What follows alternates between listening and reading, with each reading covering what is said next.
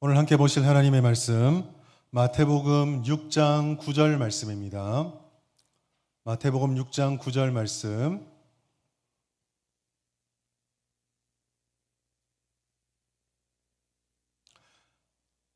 성경과 자막을 보시면서 함께 읽겠습니다. 한 절 말씀이니까 우리 크게 힘차게 함께 읽겠습니다. 시작. 그러므로 너희는 이렇게 기도하라. 하늘에 계신 우리 아버지여, 이름이 거룩히 여김을 받으시오며. 아멘. 할렐루야. 네, 오늘 금요기도에 오신 여러분들을 주님의 이름으로 환영합니다.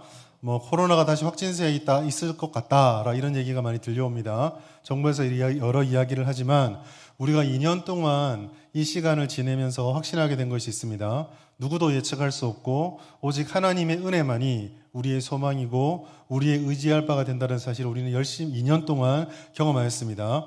이 시간에 우리가 함께 기도함으로 이 모든 상황들을 능히 극복할 수 있는 주님의 은혜를 얻고 우리의 삶 가운데 역사하시고 동행하여 주시는 하나님의 그 놀라운 섭리를 체험하는 복된 시간 될 수 있기를 예수님의 이름으로 축복합니다. 우리 옆에 계신 분과 함께 인사하실까요? 성령께서 우리와 함께 하십니다.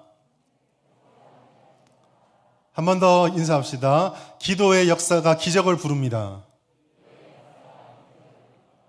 아멘. 오늘 우리가 이제 지난 시간에 이제 금요기도의 첫 시간대에 그 기도 기본기 첫 번째 시간을 말씀을 나누었고요. 오늘부터 본격적으로 주기도문 말씀 함께 묵상하도록 하겠습니다. 여러분 사도행전을 아마 읽어보셨을 것입니다. 사도행전은 우리가 알다시피 초대교회에서 복음이 어떻게 전파되어지고 선교가 어떻게 진행되어졌는지를 사도 베드로와 사도 바울을 중심으로 기록해 놓은 말씀입니다. 이 중에 13장 이후의 말씀은 베드로의 시기가 끝나고 바울과 바나바를 중심으로 이방 민족에게 복음이 전파되어지는 말 그대로 선교의 기록이 나타나고 있습니다. 사도 바울은 그리고 바나바는 소아시아를 거쳐 유럽으로 말씀을 들고 선교의 사명을 감당하러 나갔습니다. 첫 번째로 마게도니아 지방의 빌립보에서부터 시작해서 데살로니카 그리고 아덴, 고린도에 이르기까지 계속적으로 그 사역의 확장을 진행되어져 갔습니다. 이 중에 그 아덴에 대한 선교, 우리가 잘 알다시피 아테네라고 불리는 도시의 선교의 기록들을 보시면 특이한 기록이 하나 있습니다. 사도행전 17장 23절 말씀인데 이렇게 되어 있습니다. 내가 두루 다니며 너희가 위하는 것들을 보다가 알지 못하는 신에게라고 새긴 단도 보았으니 그런즉 너희가 알지 못하고 위하는 그것을 내가 너희에게 알게 하리라 라고 하는 기록이 있습니다. 그리스와 로마의 신에 대한 관념은 다신교입니다. 여러 신들이 존재하고 그 신들마다 각각의 신전이 있고 그 신들을 경배하고 숭배하는 것이 이들의 신관이었습니다. 바울이 아테네에 가서 그 지방을 두루 살펴다 보니까 우리가 알고 있는 제우스라든지 헤라라든지 이런 신들뿐만 아니라 알지 못하는 어떤 신이라는 이름으로 신상이 꾸며져 있고 거기에 제사하는 모습을 보았던 것입니다. 자신들은 모르지만 혹시 내가 놓쳐서 섭섭한 신이 우리를 해코지할까 봐 알지 못하는 신에게라는 신을 꾸미고 그를 제사하는 모습을 보았습니다. 우리가 이와 같은 모습들을 통해서 한마디 한다면 우상이다라고 할 수 있습니다. 여러분, 알지 못하는 신, 누군지도 모르고 누군지도 모르니 이 신이 도대체 뭘 하는 신인지도 모르고 이 신을 어떻게 경배해야 될지도 모르고 어떻게 기도하는 건지도 모르면서 그렇게 드리는 제사와 예배와 그리고 기도가 무슨 의미가 있을까요? 그 기도가 과연 바른 기도라고 할 수 있겠습니까? 누군지도 모르면서 기도를 하는데 과연 그 기도가 어떠한 효력을 가질 것이다라고 기대할 수 있겠습니까? 우리가 기도할 때 누구에게 기도하는가를 아는 것은 이런 점에서 굉장히 중요합니다. 그리고 예수님께서 본격적으로 제자들에게 말씀을 가르치면서 기도를 가르치면서 그 첫 번째 말씀으로 주어졌던 것도 우리가 누구에게 기도하는가 바로 거기에 대한 말씀이었습니다. 마태복음 6장 9절부터 13절까지는 우리가 잘 알고 있는 주기도문입니다.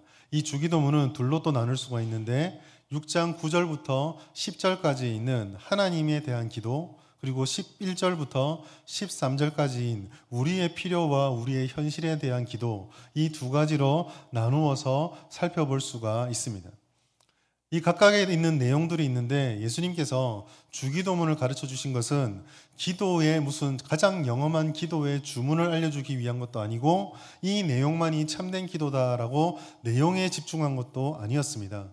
예수님께서 이렇게 기도를 가르쳐 주신 이유는 어떤 기도의 형태나 기도가 가지고 있는 어떤 것이 건강하고 바른 기도인가 그 모델을 알려주는 데 있었습니다.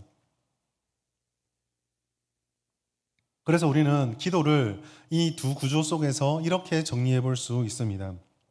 기도에 담겨야 되는 것이 있는데, 기도는 하나님의 중심이 되는 기도와 함께 우리의 현실을 포함하는 실제적이고 실질적인, 실존적인 기도가 함께 그 내용 속에 담겨 있어야지만 건강하고 바른 기도라고 할 수 있다는 것이죠. 그리고 예수님께서는 이와 같은 구조 속에서 첫 번째로 우리의 명확한 기도의 대상, 하나님 아버지에 대해서 말씀을 시작하고 있습니다.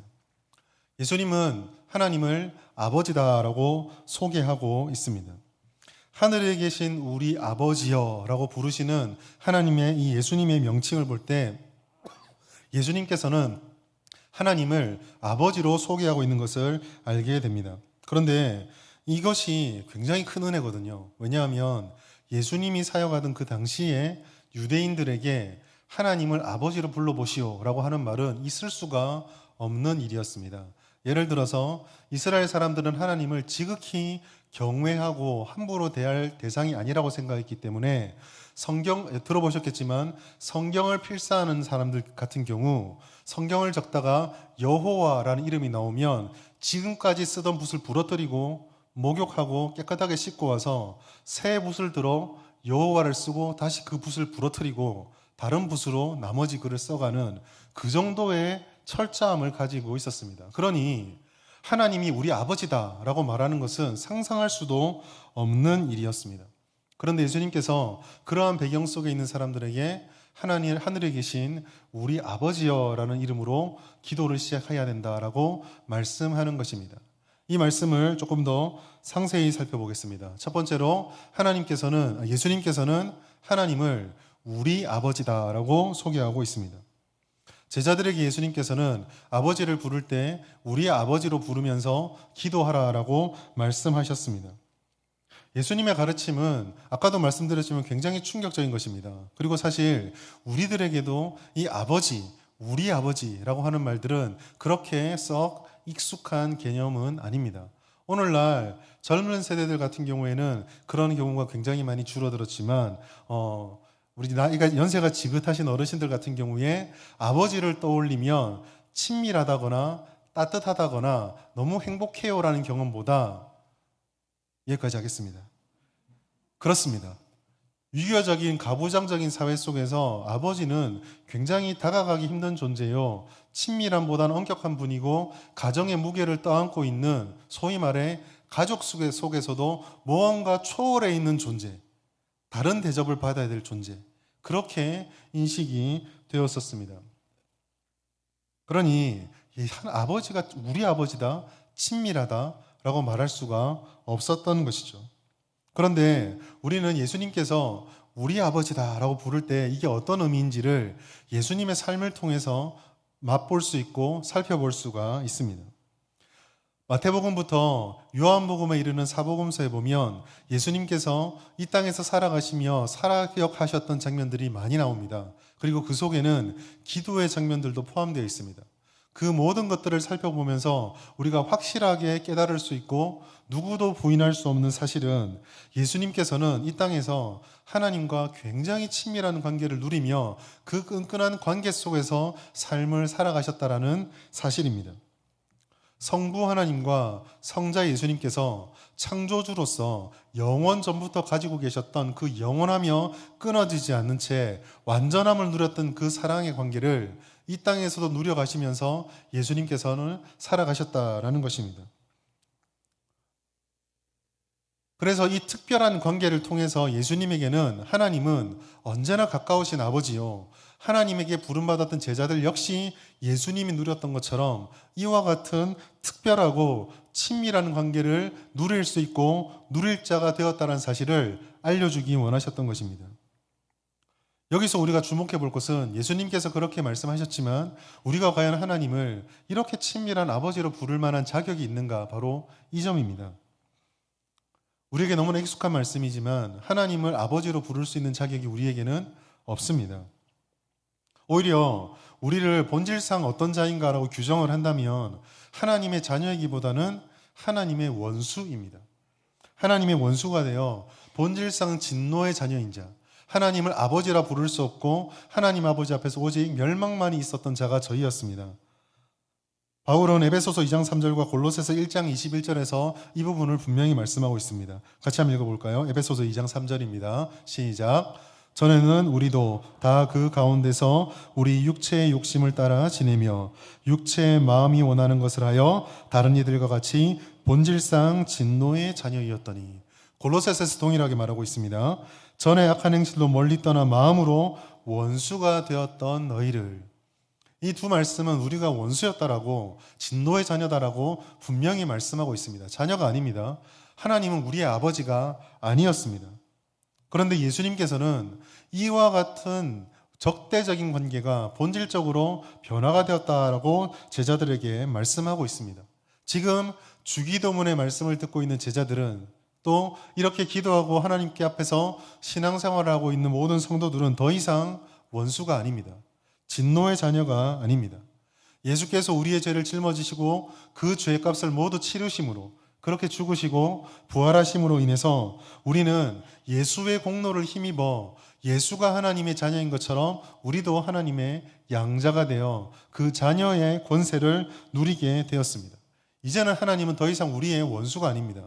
하나님은 우리의 아버지가 되셨던 것입니다. 원수와 함께 부자관계를 맺는다, 얼마나 힘든 일인가요? 이번 여름 수련회 때 제가 보고받기는 청년부가 여수 쪽으로 수련회를 간다라고 듣고 있습니다. 여수에 가면 우리가 잘 알다시피 손양원 기념관이 있습니다. 손양원 목사님이 했던 가장 큰 은혜, 사랑의 원자탄이라 불리는 그 행위는 자신의 아들을 죽이기에 앞장섰던 그 원수를 대신하여 자녀 삼는 것을 통해서 드러납니다. 그런데 이게 과연 가능한 일입니까? 저는 아무리 생각해도 불가능할 것 같습니다.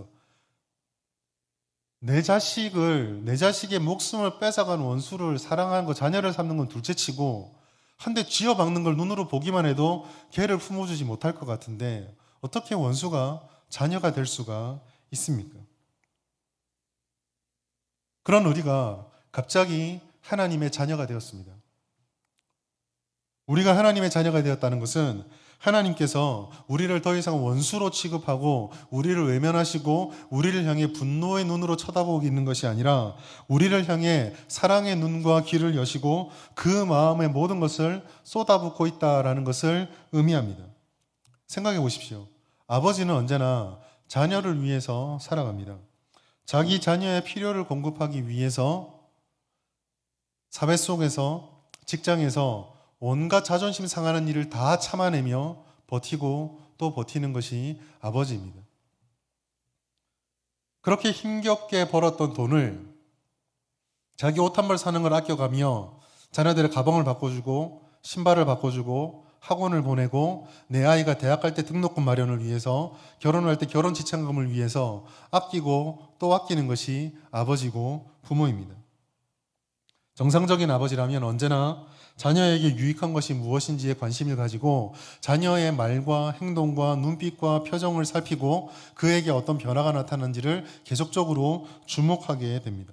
그리고 이와 같은 놀라운 사랑을 힘입어 자녀는 무럭무럭 자라다가 거기서 끝나는 것이 아니라 마침내 부모의 모든 것을 물려받는 상속자가 됩니다. 따라서 우리가 하나님은 우리 아버지라고 부를 수 있는 것은 친밀함의 약속이며 은혜이자 동시에 상상할 수 없는, 원수와 적이었던 우리가 상상할 수 없는 특권을 누리게 되었다는 것을 의미하고 있습니다. 성도가 받을 수 있는 복이 등급으로 나눌 수 있을지 모르겠지만 등급을 나눈다면 최상급에 위치하는 것이 바로 하나님의 자녀가 되었다라는 이 사실입니다. 하나님께서는 예수님과 함께 하시며 신실하게 응답하셨던 것처럼 우리에게도 그렇게 하십니다. 이것이 우리 아버지여 속에 담겨 있는 하나님의 은혜입니다. 두 번째로 하나님께서는 하나님을 우리 아버지라고 소개하셨지만 동시에 하늘에 계신 아버지다라고 소개하고 있습니다. 바로 이 점은 오늘날 우리 시대에 가장 간과되고 있는 점이라고 할 수가 있습니다. 간과되고 있기 때문에 우리가 보다 더 신경을 써서 주의를 기울여야 하는 부분입니다. 왜냐하면 오늘날 시대의 사조가 많은 그 권위와 같이 어떤 다른 외부적인 권위와 같이 자신에게 어떤 영향을 주어서 내가 원하는 것에 방해가 된다거나 영향을 미칠 수 있다고 한다면 그런 모든 외부적인 힘의 형태들은 거부하는 시대 속에 있기 때문에 하늘에 있다라고 하는 권위로운 하나님에 대해서 성도들조차 외면하고 싫어하는 모습들을 보이기 때문입니다. 신앙생활하면서 오늘날 많은 교회 성도들에게 도드라지게 보여지는 것은 하나님의 말씀과 하나님의 뜻에 대한 절대적인 권위, 거기에 대한 순종보다는 개인의 입장에서 자신의 만족을 더욱더 추구하는 모습들이 훨씬 더 강렬한 것을 보게 됩니다. 그러나 오늘 이 주기도문의 첫 문장을 보십시오. 우리의 아버지를 제가 먼저 설명을 드렸지만 친밀한 아버지, 나에게 관심을 기울여지는 사랑의 아버지를 말하기에 앞서서 하나님께서는 하늘에 계신 아버지를 먼저 말씀하고 있습니다. 여러분, 아무리 세상이 변하고 세상 사람들이 어떤 하나님을 어떻게 바라보고 좋아하는지 모르겠지만 영원토록 변하지 않은 사실은 하나님은 하늘에 계신 분이요, 우리는 여전히 땅에 있다라는 사실입니다. 땅과 하늘은 명백하게 구분이 되어지는 대상입니다. 우리는 하늘의 뜻을 다 담을 수 없고 땅에 속한 우리들은 하늘의 뜻을 다 알지 못하며 특별히 성경에서 말하는 땅의 의미, 세속적인 가치와 완전하지 못한 불완전함에 대한 의미들은 더욱더 하나님께서 하늘에 있다라고 할 때 우리 자신들을 돌아보게 만들고 하나님을 다시 한번 바라보게 만들어 줍니다. 무슨 말이냐면 친밀함 이상으로 하나님이 하늘에 계시기 때문에 친밀한 이상의 인식, 그냥 친한 분, 내 친구 하나님, 그 이상으로 하나님을 높일 수 있어야 한다는 것입니다. 두 가지로 이것을 설명할 수 있는데요. 첫 번째로 하나님이 하늘에 계신 분이다라는 사실은 하나님은 우리와 달리 초월적인 분이시다는 것을 말씀하고 있습니다. 하나님에게는 세상 그 어떤 말로도 설명할 수 없고 세상 그 어떤 것으로도 대신할 수 없는 영광과 위엄이 가득합니다. 그리고 하나님에게는 그 초월적인 임재와 존재로 인해서 세상 사람들이 흉내낼 수 없고 세상 사람들이 대체할 수 없는 그러한 힘과 권세를 가지고 있습니다.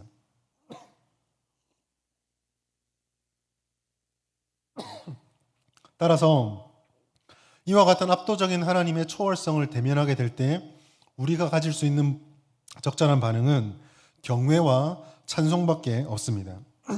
시편 108편 5절 같이 한번 읽어보겠습니다. 시작. 하나님이여 주는 하늘 위에 높이 들리시며 주의 영광이 온 땅에서 높임 받으시기를 원하나이다. 아멘. 시인은 하늘 위에 있는 하나님을 높이 올리고 주의 영광이 온 땅에서 높임 받기를 원한다고 고백하고 있습니다. 시편 148편 13절에서는 이렇게 말합니다. 여호와 이름을 찬양할지어다. 그의 이름이 홀로 높으시며 그의 영광이 땅과 하늘 위에 뛰어나심이로다. 시인이 하나님을 대면할 때 언제나 자신의 삶의 어려움들로 들고 나가지만 마지막에 그 초월하신 하나님, 하늘에 계신 하나님을 보는 순간 그 문제 위에서 영광과 위엄으로 계시는 하나님을 찬양하고 경배할 수밖에 없었던 것입니다. 이와 같은 하나님에 대한 고백은 마치 우리가 하나님으로부터, 아니 하나님이 우리로부터 멀어지는 것 같은 느낌을 줍니다. 죄송합니다. 그러나 여러분, 하나님과 우리가 친밀한 관계를 맺어야 된다고 말할 때 기억해야 될 것이 하나 있습니다. 그것은 친밀한 것은 좋은데요, 경계와 기준이 무너진 친밀함은, 지켜야 할 것이 사라지는 친밀함은 진정한 친밀함이 아니라 무례함이라는 사실을 우리가 기억할 필요가 있습니다. 누구보다 하나님과 가장 친밀함을 깊게 누렸던 지혜자의 이 말씀을 기억하십시오. 전도서 5장 2절 말씀입니다. 다시 한번 같이 읽겠습니다. 시작. 너는 하나님 앞에서 함부로 입을 열지 말며 급한 마음으로 말을 내지 말라. 하나님은 하늘에 계시고 너는 땅에 있음이니라. 그런즉 마땅히 말을 적게 할 것이라. 아멘. 하나님의 그 초월하심 앞에서 우리가 그 존재에 압도되었을 때 우리가 할 수 있는 것은 급한 마음을 내려놓고 하나님을 하나님 되심으로 높여드리고 올려드리는 것. 모든 것이 주 안에서 완전합니다라고 경배할 수밖에 없다라는 것을 전도자는 말하고 있습니다. 또한 하나님이 하늘에 계시다는 사실은 하나님에게 주권적인 능력이 있다는 사실을 우리에게 말씀해 주고 있습니다. 일반적으로 우리가 주권적이다, 하나님 능력이 주도적이다라고 말할 때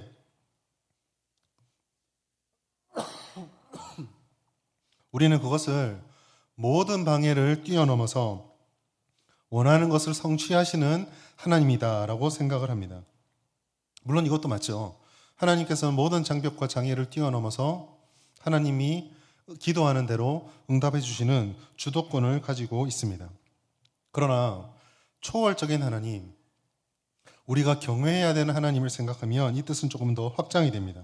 그것은 주권적으로 역사는 하시는데 그러한 하나님의 역사가 우리의 간절한 기도라든지 어떤 우리의 시도를 통해서 하나님이 어떤 일을 하시도록 조정하거나 우리의 뜻을 관찰하기 위한 타협, 협상의 대상으로 하나님을 삼을 수 없다라는 것을 말씀하고 있습니다. 다시 말해 하나님의 주권적인 능력은 모든 일의 처음도 진행도 마침도 하나님 안에서 하나님의 뜻대로 하나님의 중심으로 하나님께서 이루어 가시는 모든 것이 하나님께 속해 있는 것이고 다른 외부적인 어떤 요인도 이것을 방해할 수 없다라고 말할 때 하나님은 주권적이다라고 말씀을 합니다. 그것을 깨달았던 전도자이기에 하나님의 앞에 섰을 때 자신이 가지고 있는 삶의 문제나 어려움들이 있지만 그리고 간절한 기도 제목들이 있지만 그런 기도를 드리지만 동시에 땅의 존재인 우리로서 하나님 이것저것을 해주십시오라고 말을 많이 하는 것이 아니라 하나님은 하나님 되십니다 라고 하는 간절한 고백 하나만으로 말을 적게 함으로 역사를 이루시는 하나님을 보게 되는 것입니다. 이 두 가지가 우리의 동시에 있어야 됩니다.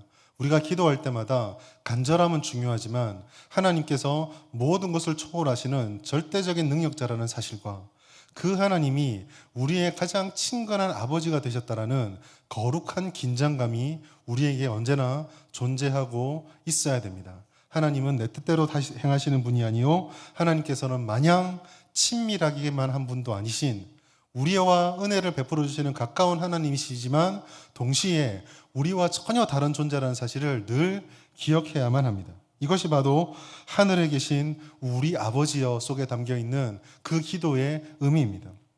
자, 그렇다면 이와 같이 초월적이면서 친밀하신 하나님을 우리의 기도의 올바른 대상으로 삼기 위해서 우리가 힘써야 될 것은 무엇일까? 첫 번째로 하나님을 날마다 묵상하는 것입니다.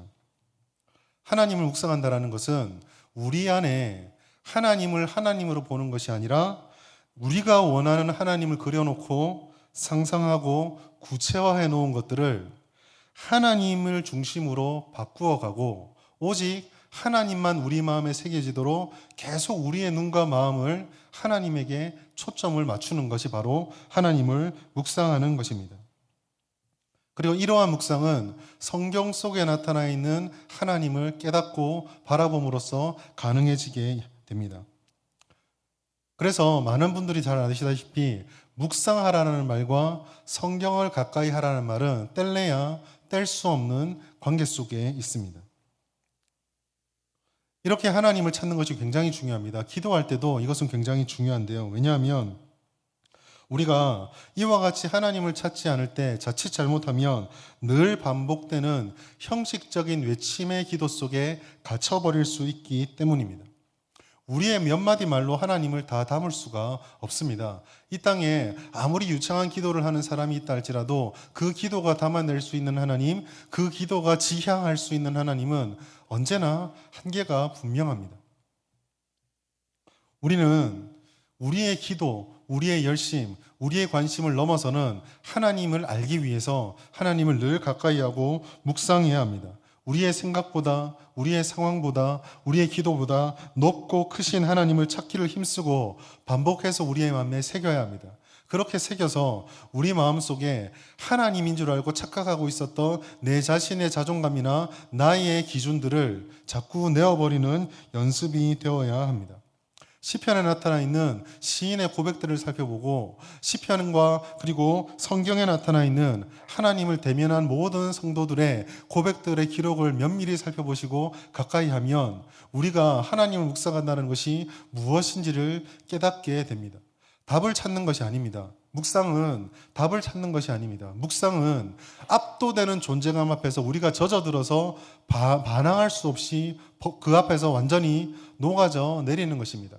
이것을 가장 잘 보여주는 것이 욥기 말씀입니다. 특별히 욥기 38장부터 41장까지를 여러분 천천히 반복해서 읽고 묵상해 보십시오. 자신들이 잘났다고, 나는 잘못한 것이 없다고 욥기 1장부터 37장까지 그렇게 격렬하게 싸우며 하나님은 내 편이다라고 논쟁을 벌였던 모든 사람들이 38장부터 41장까지 하나님이 쏟아놓으시는 소나기 같은 질문 앞에서 그 묵상의 경험 속에서 완전히 압도되어 무너져 내립니다. 답을 못합니다. 왜냐하면 답이 없거든요. 그리고 욥은 그러한 하나님의 압도되는 은혜의 실존 질문에 묵상하는 가운데 이렇게 고백합니다. 욥기 40장 3절부터 5절까지 말씀 같이 한번 읽겠습니다. 시작. 욥이 여호와께 대답하여 이르되 보소서 나는 비천하오니 무엇이라 주께 대답하리이까. 손으로 내 입을 가릴 뿐이로소이다. 내가 한번 말하였사온즉 다시는 더 대답하지 아니하겠나이다.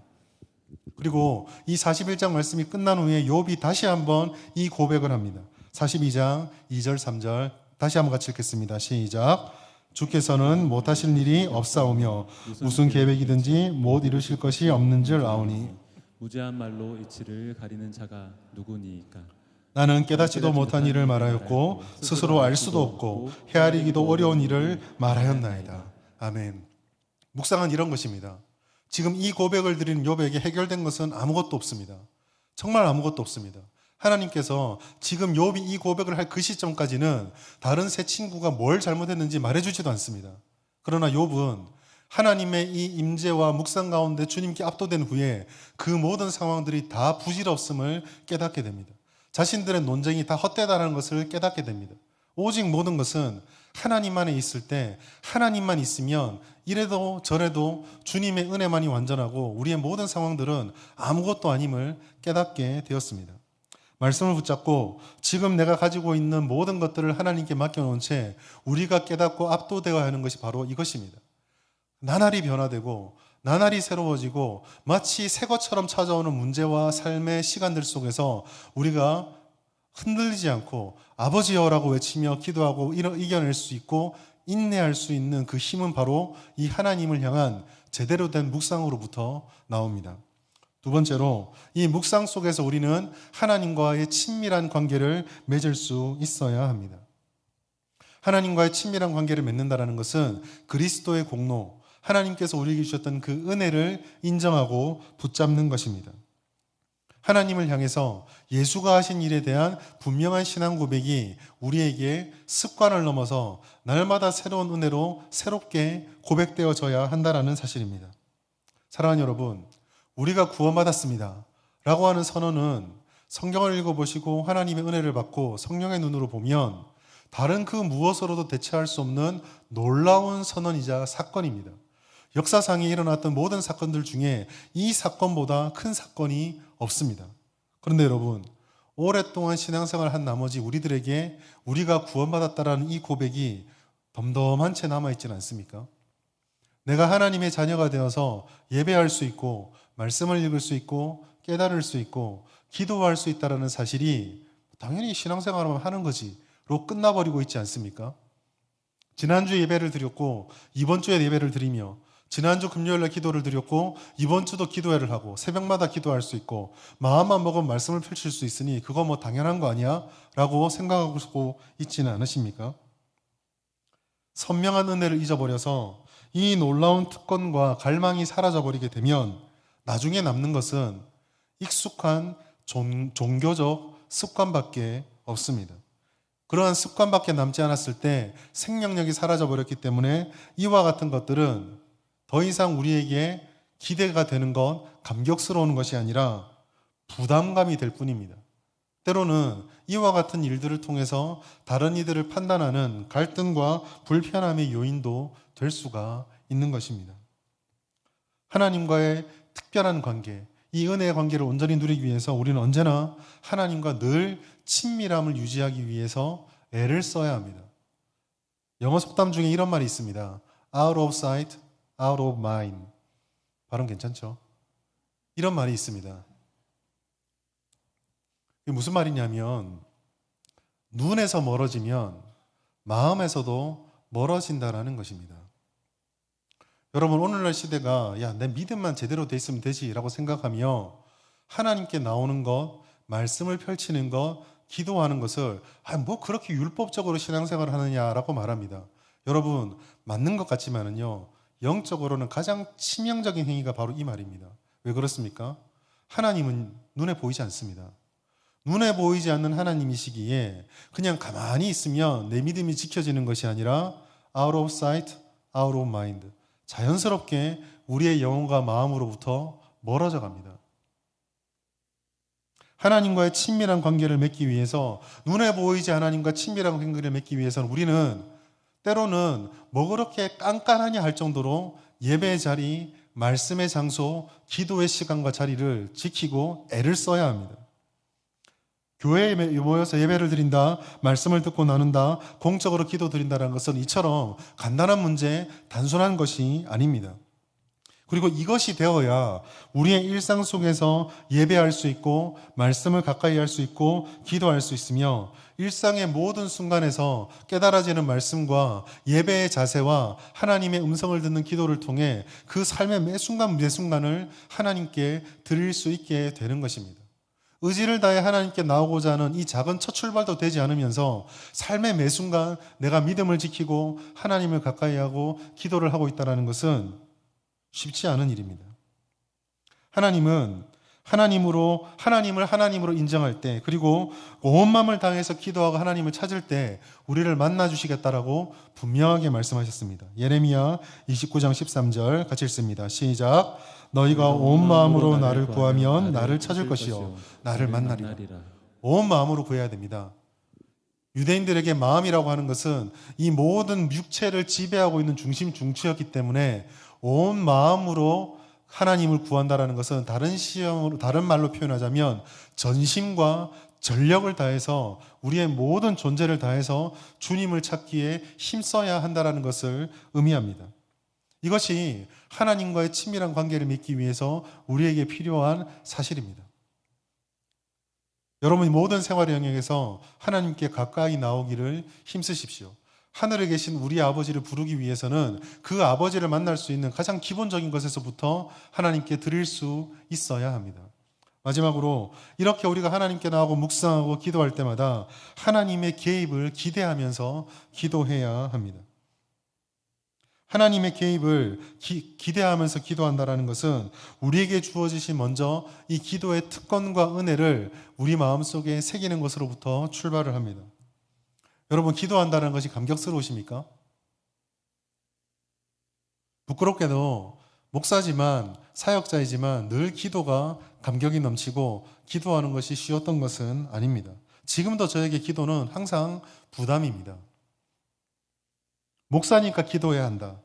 그런 생각에 사로잡힌 적도 분명히 있었습니다. 그래서 저는 청교도들이나 기도의 감격을 노래하는 분들의 글을 읽을 때마다 한없이 초라해지고 부럽고 그렇습니다. 그러나 여러분, 성경이 말하는 분명한 사실은 우리가 기도할 때 하나님은 결코 멀리 계시지 않으며, 멀리 계시지 않은 하나님을, 하나님이 내 가까이 있다는 사실을 알 수 있는 가장 확실한 방법이 말씀과 기도를 붙잡고 주님께 나가는 것밖에 없다라는 것입니다. 시편 145편 18절 이렇게 되어 있습니다.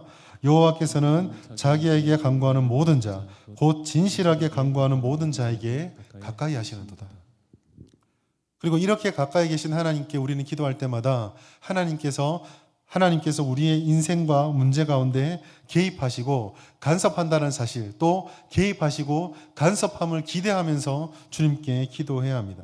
단순히 하나님, 내가 기도하고 있잖아요, 뭐라도 좀 해주십시오, 움직여 주십시오, 이루어 주십시오 라고 하는 것이 기도의 전부는 아닙니다.